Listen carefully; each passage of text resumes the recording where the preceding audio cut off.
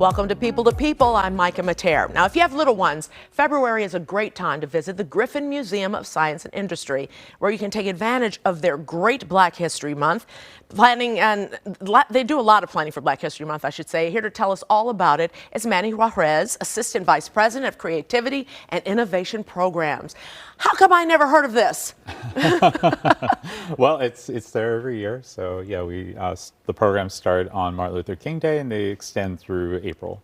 Through April. So give me an idea of what folks at home, if they want to do something with their kids on the weekend or after school or whatever, what is this all about? Yeah, so I mean, you can certainly come to the museum and see our jury art exhibit. It's in its it's been there since 1970, Wow. so 55 years and ongoing. It's been continuous even through the pandemic.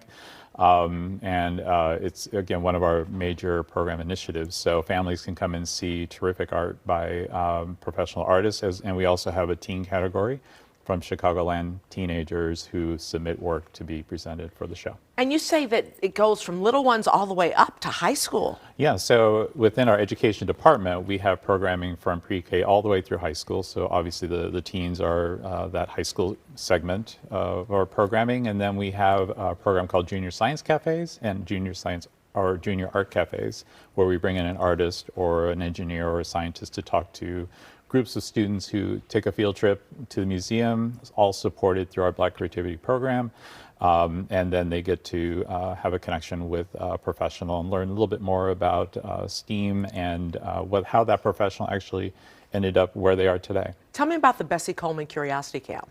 Oh yeah, so that's really exciting. So that's a new program that we're doing where we'll have people come in and lead students through not only a history lesson of why Bessie Coleman is important, but then talk about the science and the engineering behind the work that she had done. The pilot, we should tell folks. Yeah, yes, a lot of people don't know about that because Black history is so left out of many curriculum. Yeah, and so this is just another way of the museum supporting that. I mean, obviously we have a lot of artifacts in the museum that relate to that, and so this is a nice way to tie in the exhibits that we have to this terrific history. You mentioned the Art and Science Cafe. What, do they come in and eat or what? Yeah, no, it's a very interesting name, but that's that connection where we bring in a classroom of students and then they get to meet a professional. During this period, we bring in Black professionals to come and talk to students. Again, part of that is supporting the program through transportation, which is oftentimes a barrier to students coming to the program. So we reach out and recruit from South and Southwest side Chicago, oftentimes from our communities around the museum, and bring them to Griffin MSI, meet with the professionals, and they have the rest of the day to explore the museum. Have fun. Give me an idea why it's so important to bring professionals in for these children to see. Yes, I mean, having for young people to be able to see people that look like them, that they can make a connection, right away, but then hearing about those stories of how these professionals arrived where they are. Oftentimes students, there's such a big disconnect, and that's one of the ways we try to bring that experience down to their level and then hopefully inspire them to seek educational and career pathways later, or even just to find some interesting part of the presentation and then it kind of piques their interest. Yeah. Absolutely. Well, you work with the Chicago Public Schools, don't you? We do. Tell me how you mentioned field trips, but do they set up classes where they come once a week, or how does that work?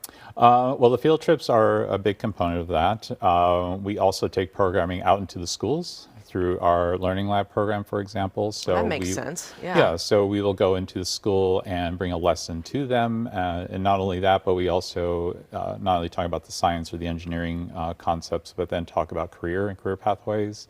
And again, just get them excited about the subject matter. And that's really important. But taking that out into the community, into the schools is really important. And how long has the program been around? Black Creativity? No, yes, for Griffin, and then the programs that are involved in it. Yeah, so the jury exhibit started in 1970, working with artists from the community. So, as large as Griffin MSI is, we still feel like we're a community resource. Yeah. And so really Black Creativity is a community program. And then Yeah. of course the education programs that came later amazing. just really Yeah. re-emphasizes that right. community connection. Thank you so much. Appreciate it. The Griffin Museum of Science and Industry is at 57th and DuSable Lakeshore Drive.